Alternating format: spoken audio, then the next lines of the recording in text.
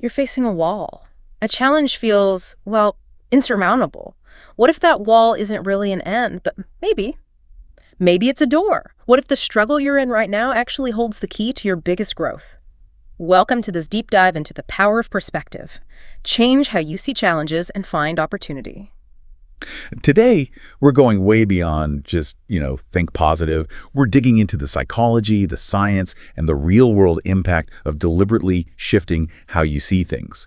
How you can turn obstacles into, springboards for a healthier, more fulfilling life. Yeah. Our mission, to figure out how you can actively reprogram your mind to spot opportunity in every challenge. It's a pretty amazing human ability, isn't it? At its heart, what we're really talking about is something called cognitive reframing. Cognitive reframing. Okay.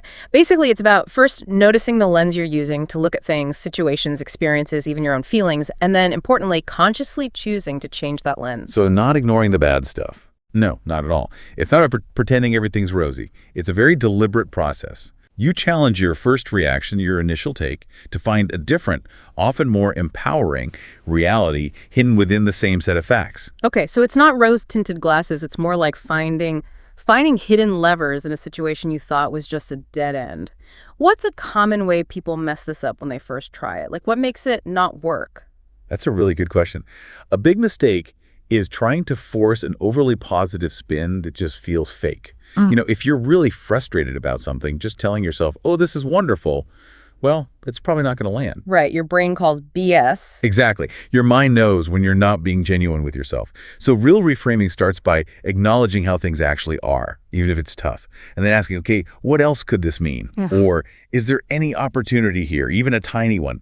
The shift has to feel believable to you. Believable. Got it.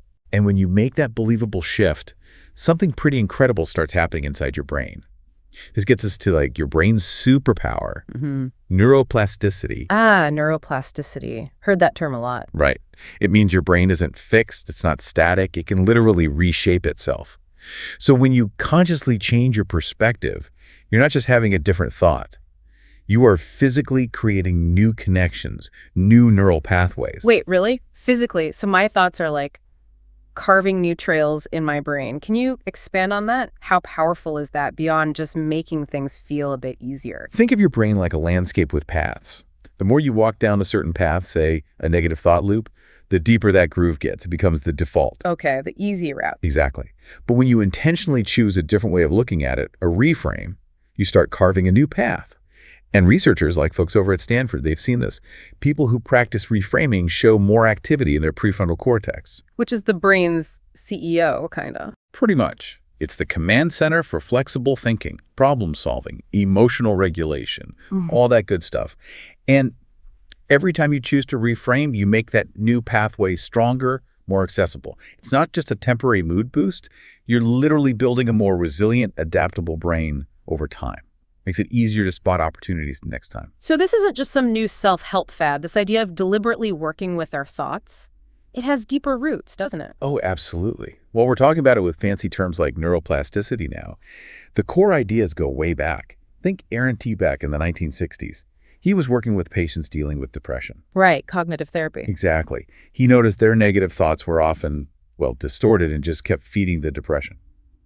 He found that helping them recognize and then consciously shift those patterns could dramatically reduce their symptoms, sometimes even eliminate them. This is groundbreaking stuff. Then you had Albert Ellis, another giant, who developed something similar called cognitive restructuring. Okay, so reframing and restructuring, are they the same thing, or is there a difference we should know about? Does it change how we might, use these ideas day to day? Good distinction. Yes, sir. Think of cognitive reframing as the broader umbrella term. Yeah. It's any conscious or sometimes even subconscious shift in how you view something. Cognitive restructuring, the way Ellis described it, is often a more specific therapeutic process, maybe guided by a professional, tackling really deep-seated, distorted thinking patterns, those negative beliefs that just aren't based on reality. Okay. But the key takeaway for you, listening right now, is empowerment. While restructuring might be for those really tough ingrained patterns, reframing is something you can start doing yourself right now with simple techniques. It's the everyday toolkit. That makes a lot of sense, giving people the tools themselves and this focus on growth, on being able to change and learn. It sounds a lot like Carol Dweck's work on the growth mindset. It connects perfectly. Absolutely.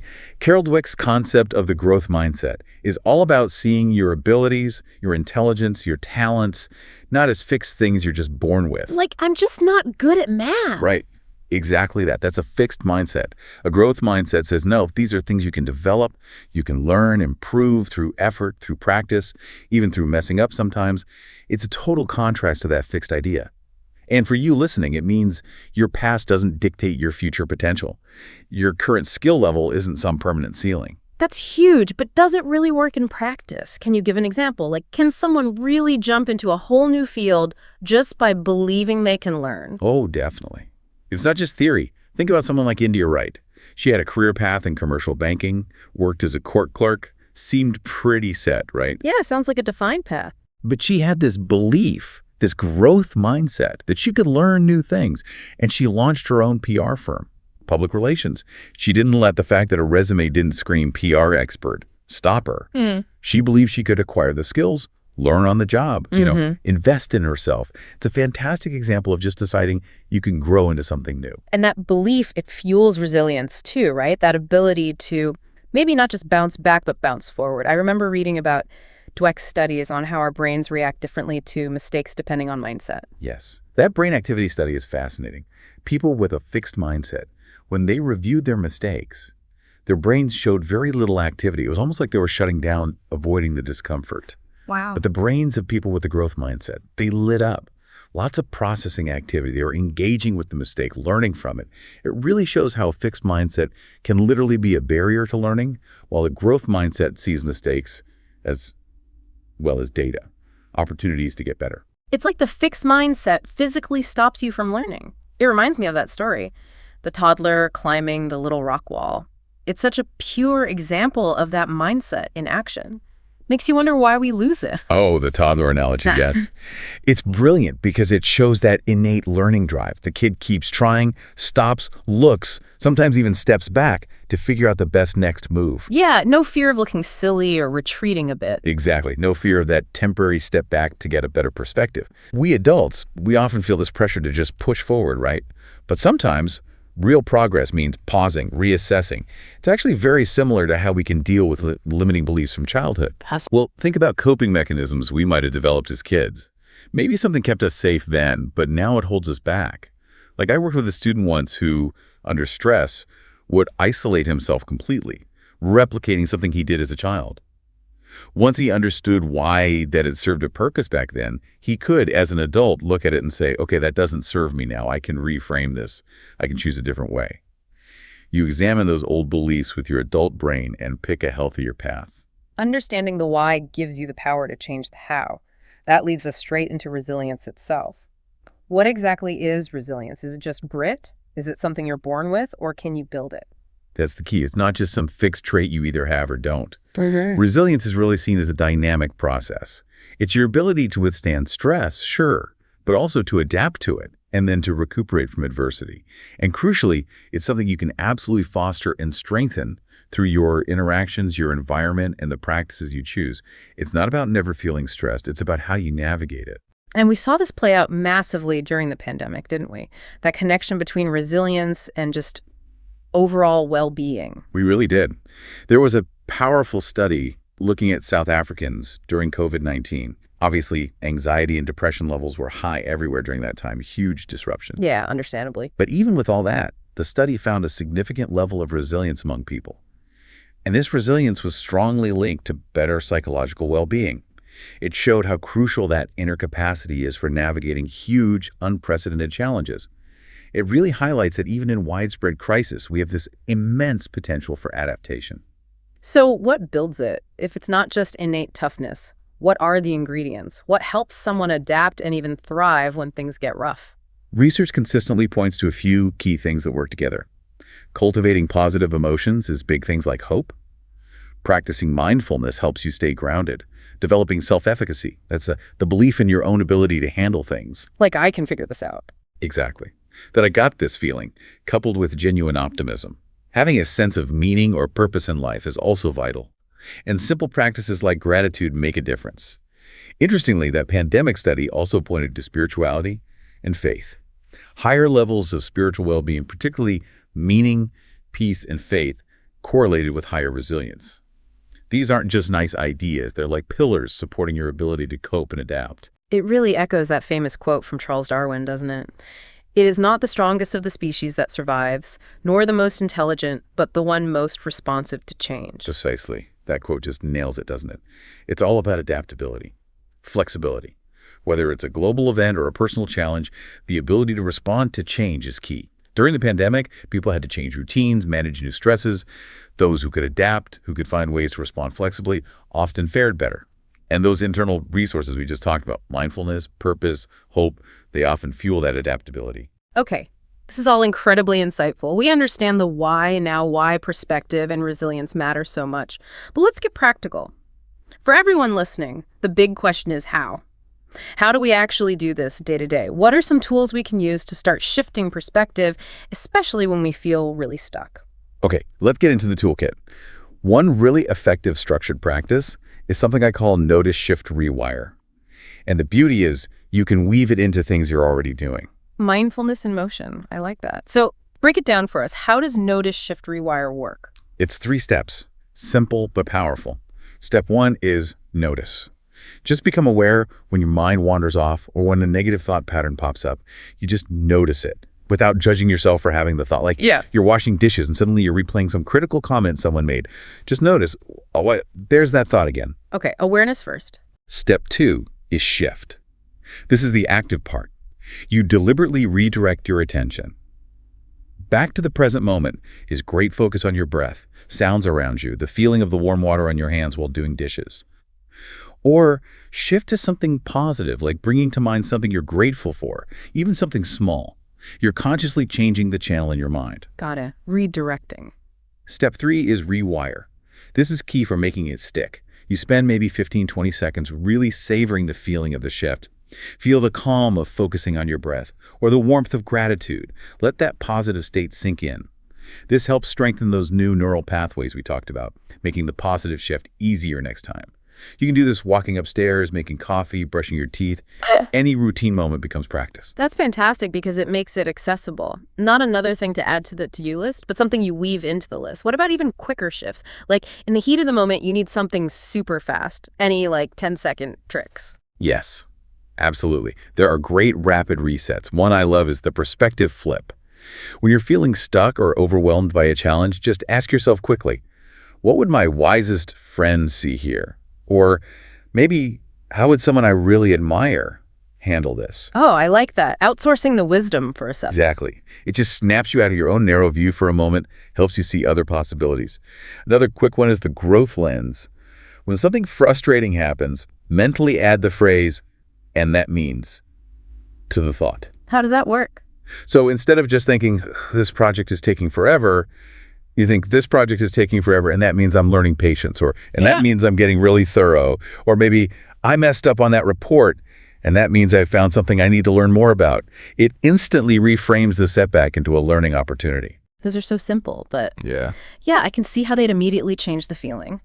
And speaking of feelings, especially difficult ones, it seems crucial to be kind to yourself through this process.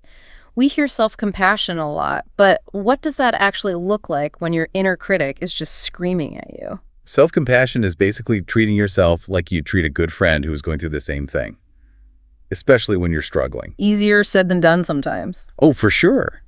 But think about it. When a friend messes up or is having a hard time, you probably wouldn't tear them down, right? Yeah. You'd offer understanding, maybe some encouragement. Self-compassion is about directing that same kindness inward. It involves recognizing that struggling, making mistakes, that's just part of being human. It's not some personal failing unique to you. This helps stop that feeling of isolation and replaces the harsh inner critic with a more supportive voice. It's especially important when you feel like you're failing. That's precisely when you need kindness the most, from yourself included. Treating yourself with empathy, especially when it's tough, that's a powerful idea. Okay, one last tool.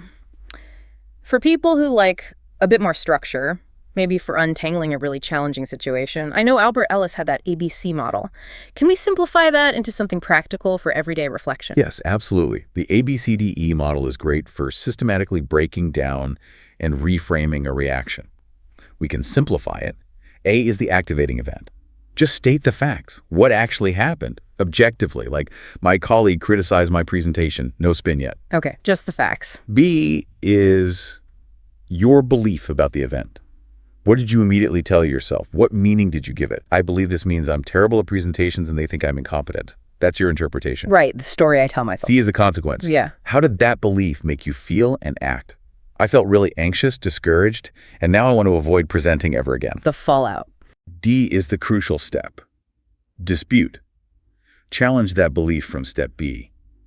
Is it really 100% true? Is it helpful? Where's the evidence? What are other more balanced ways to see it? Okay, wait. Does one piece of criticism really mean I'm incompetent? Or maybe it means there's one specific area I can improve. Maybe they were trying to help. Questioning the automatic thought. Exactly. And finally, E is the effect. What's the outcome of disputing that belief? What's a new, more helpful belief or narrative? How do your feelings change? What's a more constructive action plan now? Okay, I see this feedback is about improving a specific skill, not about my total worth. I actually feel a bit motivated to learn more. I'll ask for specific examples of what they meant. See how it walks you through analyzing the reaction and choosing a better response? Yeah, that's a really clear framework, taking it apart piece by piece. Wow.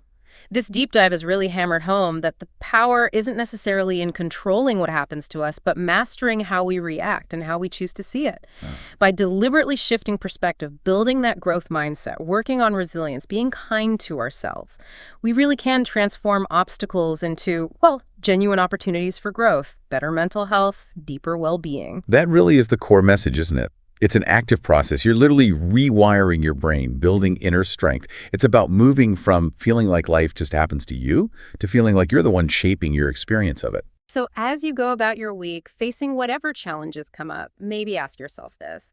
What wall in front of you right now, the one that feels totally solid, could it actually be an unlocked door? Maybe the entrance to your next most remarkable chapter? We really hope you'll give some of these practices a try. It does take practice, conscious effort, no doubt about it. But that profound shift in how you experience your life is worth every bit of it.